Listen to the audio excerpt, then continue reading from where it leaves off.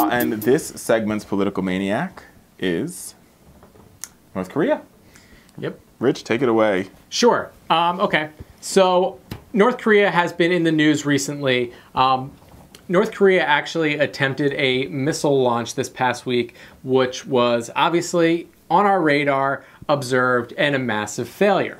Now, why is this so significant right now? There are two things going on that should cause some concern for those who are paying attention to what's going on in North Korea.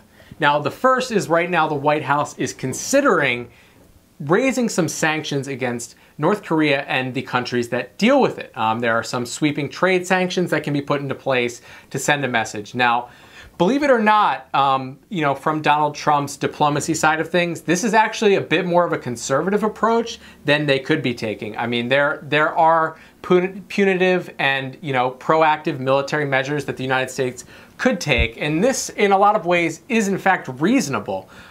Sanctions are generally the first step. It's the olive branch. It is. I mean, it could be worse, and you know, you look at countries like China, who, in some ways, Chinese banks and firms do business in North Korea. It is a global web, and they are not as isolated as many of us are led to believe.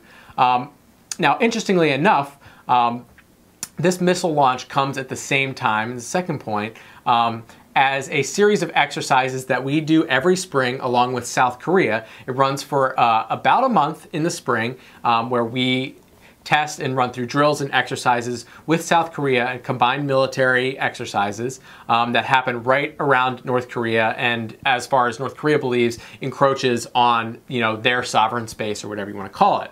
And pretty much every year North Korea tries to do something to let, you know, let the world know that, like, hey, we're tough and you don't mess with us. And this year it was a failed missile launch.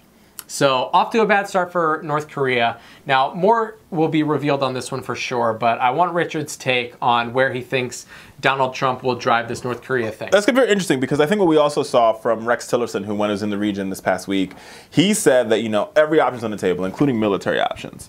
Now, which is a party line of Donald Trump. Yeah. You heard him say that during the campaign. But here's the problem with a military option in North Korea. I actually know quite a bit about. You'd be surprised. So when we signed the Sunshine Pact, or the Sunshine Pact in 1993, we gave them the light water reactors, and we gave them the oil. This is Kim Jong-il. This is the son. This is the father. That was the son. This is the father now. What Bill Clinton was. This is the son now. Yeah, this is the son now. That was the father. Kim Jong-un. Kim Jong-il was the one former. And what Bill Clinton was trying to do was to try to find a way to normalize relations between North Korea and the rest of the free world.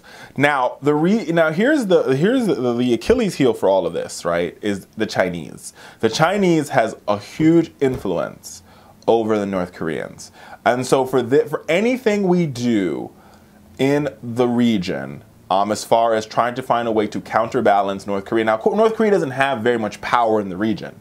What North Korea really is, it's like, you know, he's like the little kid. Not really. They're like a pawn that gets moved around in the. It's like five people sitting in a room. All of them are bodybuilders, and you have like a kid who you have 6'3" bodybuilders in a room, right? And you have one guy. He's 5'5", but he happens to have a loaded pistol, right? And that's really what this is, right? So even if you, like, you know, worst case scenario, if they could get one of their missiles off without it blowing up, or, you know, gets farther than, you know, the middle of a couple of miles off the coast of Japan, then they could, quote unquote, maybe they can do some damage, right? But they're not going to destroy Japan. I mean, but I think that's the bottom line. I think the most we can say is that, you know, maybe North Korea has 1 or 2 nuclear weapons. Now the question is, do they have the delivery systems to get these weapons? Do they have the intercontinental ballistic missiles to put these weapons on? Now that's the question. Now that's what we don't know. We've been sort of speculating since 1993 that they've actually had they've had the warheads, and they know how to they have the fissile material, but they don't really know how to, like, put it all together. Right? So, but here's the thing. I think we need to send a very strong warning to the North Koreans that, like, we're not playing games. So I actually think sanctions is the first way to go. But truth be told, sanctions, they don't really care. I mean, the people are already starving. If you look at a satellite map of North and South Korea, like, South Korea is all lit up and North Korea is, like, dark. It's just dark. So that's not really going to work. for any policy that we do with North Korea is going to involve the Chinese saying, listen, we're going to stop helping you. And for that to happen, Trump has to create better relations with the Chinese, which that doesn't seem to be, he's not moving. That's not on the, I mean. That's not even on the table.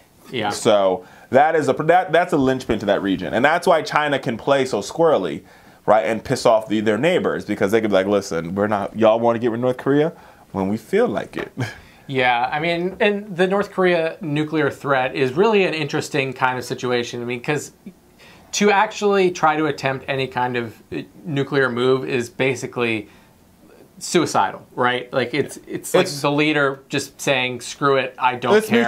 Everybody knows it's mutually assured destruction, because the moment North Korea launched a nuclear weapon, it's over for them. We're going to, but the whole globe is going to a nuclear war. So it's within, and one would argue. I mean, the argument I would make is like where Trump might actually be where he could be helpful is he could use the Russians to influence the Koreans. Remember, the Koreans and the Russians share a border. And any type of war, any type of military action that we have with ground troops will involve somehow, some way, the Russians. Right. So clearly Trump is cushy with Putin. So maybe him and Putin can team up and actually deal with this global threat. I mean, it'll be interesting. It's a very small powder keg that exists, but I mean, historically we've seen sometimes, unfortunately, all it takes is one powder keg to. Right, and I mean, here's the thing. Here's the thing. Economic freedom is the best way to solve these problems. Because I mean, the other powder keg that we've had for years on end in Asia was India-Pakistan, right, and the Kashmir region, and like the fact that both India and Pakistan had their nuclear weapons on hair trigger alert, like pointed at each other like this, like who's going to call first? But thanks to economic development and in the spread of development in both Pakistan and India, that scenario of nuclear war, while still likely, has gone down tremendously. Because people are like, listen, I don't got time for nuclear war. I'm worried about money. I got Netflix now, and that is amazing. I'm trying to get some American factories built in my backyard. I don't got time to be worried about these damn nukes. Yeah. So it's a messy issue. It's very messy. But the one point I want to make here, and this is one thing I want people at home to understand, is as Donald Trump continues to build up our military, right? This is a cautionary tale. And I mean, he's talked about, amping up our nuclear program. Now that is what's going to trigger a global arms race. It's going to be not a race at the bottom, it's a race at the top of who can develop. The moment we start developing nuclear weapons again, all the other countries again, all the other nuclear countries, India, Pakistan, North Korea, Iran, Russia, China, Germany has a couple, France has a couple, everyone's like, hell, y'all developing? Whatever, so are we.